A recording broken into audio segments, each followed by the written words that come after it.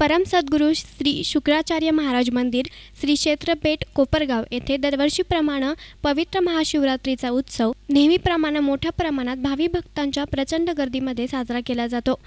मंदिर प्रशासनाने उत्सवाची तयारी अतिशय उत्तम प्रकारे केली असून मंदिरामध्ये फुलांची व लाइटिंगची सजावट अतिशय आकर्षक करण्यात आली आहे। दरवर्षीप्रमाणे याही वर्षी मंदिरामध्ये नवीन उपक्रम राबवून भाविक भक्तांना सुखद धक्का देण्याचं काम मंदिर प्रशासनाने केले आहे। परम सद्गुरूंची पालखी आणि गंगा गोदावरी मातेच्या मंदिराला काच लावून सजवण्यात आला आहे। तसेच मंदिराच्या उत्तर बाजूस असलेल्या मोकळ्या जागेत वृक्षवाटिका उभारण्याचं काम देखील चालू आहे। वृक्षवाटिकेमध्ये अतिशय उत्कृष्ट रंगकाम हे हर्षल बाळासाहेब आव्हाड यांनी करून दिले आहे। दरवर्षीप्रमाणे याही वर्षी भाविक भक्तांसाठी हवनात्मक रुद्रयाग यज्ञाची व्यवस्था करण्यात आली आहे। मंदिरातील सर्वच धार्मिक कार्यक्रम अतिशय उत्कृष्टरित्या पार पाडण्याची जबाबदारी सर्व ट्रस्टी आणि स्थानिक व्यवस्थापन कमिटी यांनी स्वीकारली आहे। याबाबत श्री कोपरगाव बेट देवस्थानचे अध्यक्ष बाळासाहेब आव्हाड यांनी अधिक सांगितले।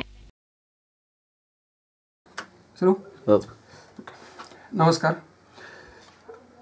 श्री कोपरगाव बेट देवस्थान म्हणजे परम सद्गुरू शुक्राचार्य महाराज मंदिर ट्रस्ट कोपरगाव बेट येथे दरवर्षीप्रमाणे महाशिवरात्रीचा उत्सव हा फार मोठ्या प्रमाणात साजरा केला जातो।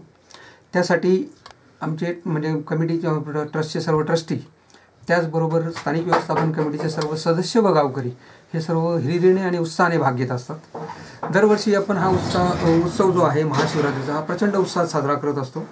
याही वर्षी तो तितक्याच मोठ्या प्रमाणात पण त्याच्यामध्ये आणखीन नाविन्यपूर्ण रीतीने साजरा करण्याचं आम्ही सर्वांनी ठरवलेलं आहे। उत्सवासाठी मंदिरामध्ये प्रचंड प्रमाणात सजावट केली जाते। फुलांची सजावट असते, लाइटिंग असते, बाकी सर्व सजावट आपण करतोच। पहाटे 4 वाजण्यापासून मंदिरामध्ये कार्यक्रम असतो, तो रात्री 1 वाजेपर्यंत कार्यक्रम चालू असतो।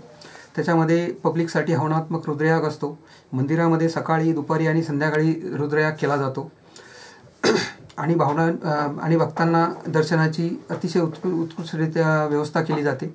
त्याचबरोबर महाराजांची पालखी ही दुपारी 4 वाजता गंगा भेटीसाठी गोदावरी नदीच्या तीरावर आपण घेऊन जात असतो। याच्या अगोदर 2 वर्षापूर्वी आपण तांडेल बंगला येथे ती पालखी नेत होतो गंगा भेटीसाठी। पण आपण शाही स्नानाचा जो कार्यक्रम घेतला होता मंदिराने 2 वर्षापूर्वी सिंहस्थ कुंभमेळ्याच्या वेळेस, त्यासाठी आपण शुक्राचार्य मंदिर घाट आपण स्वतः बांधून घेतलेला आहे शासनाच्या आणि प्रशासनाच्या मदतीने। त्या घाटावर आता पालखी नेली जाते आणि तिथे महाराजांची पूजा केली जाते, गंगा भेट झाली जाते। तिथे आरती झाल्यानंतर पालखी सूर्यास्ताच्या आत आपण मंदिरामध्ये परत आणतो आणि इथे आरती झाल्यानंतर परत बाकीच्या दुसऱ्या कार्यक्रमाला सुरुवात केली जाते।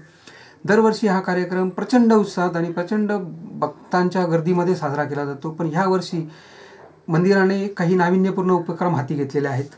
त्यामध्ये आपण महाराजांची पालखी जी आहे ही पालखी वर्षातनं एक 4 ते 5 वेळेस बाहेर काढली जाते।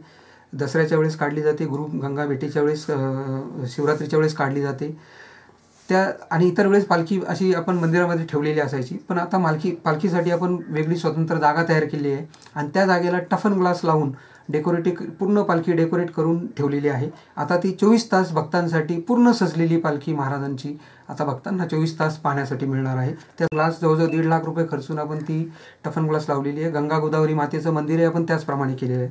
त्यानंतर मंदिराच्या उत्तर बाजूची जागा होती ती थोडीशी अतिक्रमणित होती, ती आपण 3 वर्षापूर्वी ती खाली करून घेतलं होतं, पूर्ण अतिक्रमण करून साफ केलेली होती। तर त्या जागेचा उपयोग व्हावा म्हणून आपण आता तिथे बगीचाची संकल्पना मांडलेली आहे। तिथे शुक्राचार्य महाराज मंदिर वृक्षवाटिका असं नाव त्या बगीचाला देणार आहोत आणि तिथे येत्या 8 दिवसामध्ये फक्त संपूर्ण कमिटी, स्थानिक व्यवस्थापन कमिटीचे मेंबर्स, मी स्वतः आणि गावकरी यांनी श्रमदान करून ती बाग 8 दिवसामध्ये अक्षरशः आम्ही ते पूर्ण कचरा साफ करून तयार केलेली आहे। तिथे सुंदर असं भगवान शंकराचे आणि याचे चित्र काढलेले आहेत।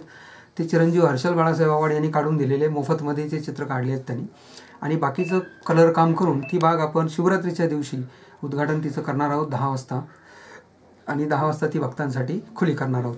त्या बागेबरोबरच त्या बागेमध्ये अनेक दानशूर व्यक्तींनी बाकडे दिलेले आहेत, झाडं दिलेले आहेत, बाकीची मदतही केलेली आहे। मी सर्वांना एकच विनंती करेल आता सर्व भाविक भक्तांना की या वर्षीचा शिवरात्रीचा उत्सव हा काहीतरी वेगळा असणार आहे, तेव्हा सर्वांनी या उत्सवाचा आनंद घेण्यासाठी आणि महाराजांच्या दर्शनासाठी अवश्य यावे। धन्यवाद।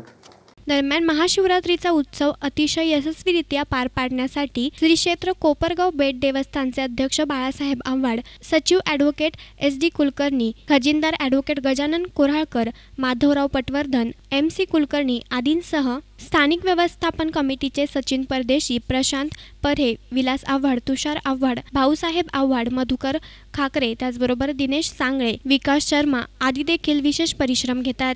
News reporter Yusuf Rangrez, S9 media, Kopargaon.